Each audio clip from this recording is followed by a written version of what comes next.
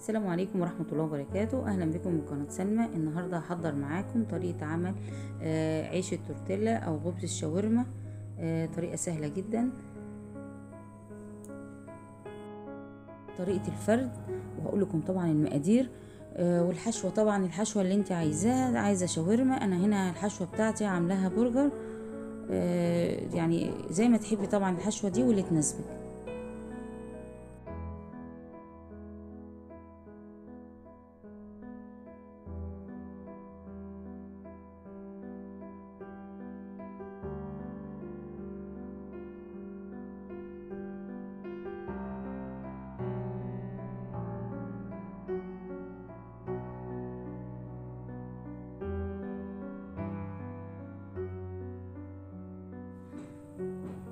المقادير سهلة معانا وبسيطة جدا. أنا هنا هعمل كيلو دقيق.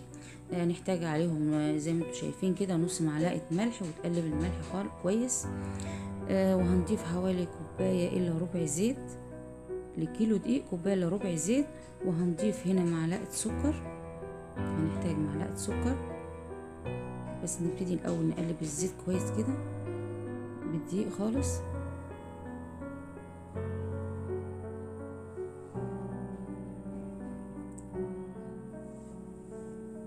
هنضيف بقى حوالي معلقة سكر ومعلقة خميرة.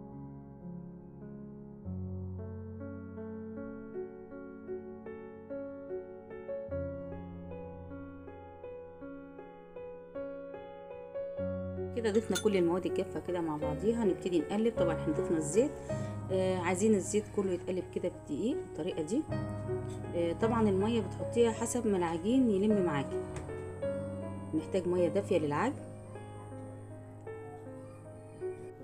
هتبتدي تضيفي المية شوية بشوية عشان بيختلف نوع الدقيق من دقيق لدقيق. في دقيق ممكن ياخد كمية المية كلها، وفي دقيق ما ياخدش الكمية. نبتدي بقى نعجن بالطريقة دي لغاية ما العجينة تلم معاكي خالص بالشكل ده.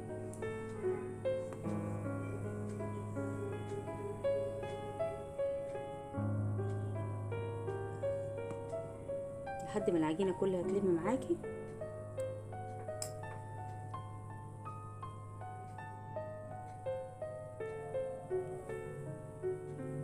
كده قربنا كده نخلص كده ان شاء الله. تبتدي تعجني لغايه ما تلم معاكي والطبق يبقى نضيف معاكي خالص بالشكل ده. طبعا هنسيبها تخمر شويه ونبتدي بقى نشوف بقيه الطريقه معانا ان شاء الله. طريقه سهله جدا.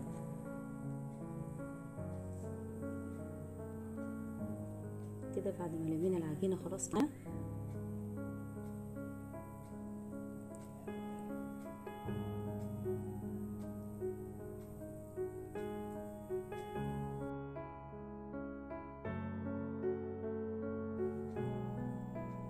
بنبتدي نريح العجينه شويه، وبعد كده بترشي كده. نبتدي بقى نشكل العجينه عباره عن كور بالشكل ده.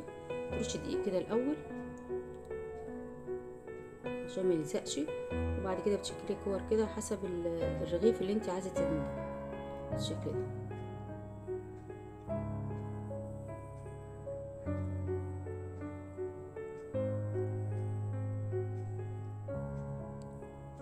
خلص كل الكميه، وطبعا هنغطيها عشان ما تنشفش مني. كده بعد ما ريحنا العجينه شويه حوالي كده يعني 10 دقايق، تبتدي بقى تشكليها بالشكل ده كده وتفرديها بالفراده. تفرديها على قد ما تقدر، خفيف خالص كده.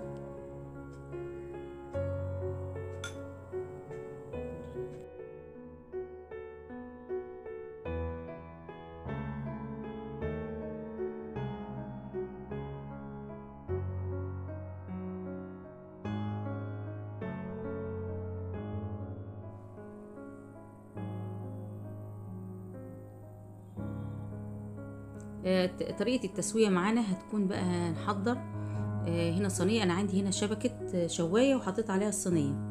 بالطريقة دي هسوي عليها عيش الشاورما أو عيش الصاج بتاعنا بالطريقة دي، وتوطي طبعا خالص من تحت. نبتدي نسوي. طبعا انت بتحطي وعلى طول من ناحيتين على طول، وتقلبي من ناحيتين، يعني ما بياخدش وقت خالص. وتكوني محضرة فوطة أو أي حاجة جنبك وتغطيه على طول. هنا زي ما شايفين هنا اهو بالطريقه دي، يا ريت تكون واضحه قدامكم.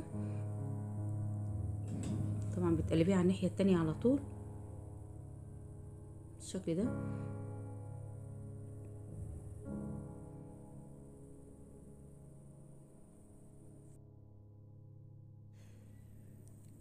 كده خلصت كل الكميه معانا. طبعا اهم حاجه بتحطيها في تغطيها عشان ما ينشفش منك بالطريقه دي. طبعا الحشوه زي ما تحبي. طبعا بعد ما بتلفيها وبتحشيها بتحطيها شويه كده تاخد لون على جريل كده او على الطاسه بتاعتك بالطريقه دي. ان شاء الله تكون الطريقه عجبتكم وتكون سهله. بشكركم جدا، والى اللقاء مع وصفه جديده من وصفه سلمى، والسلام.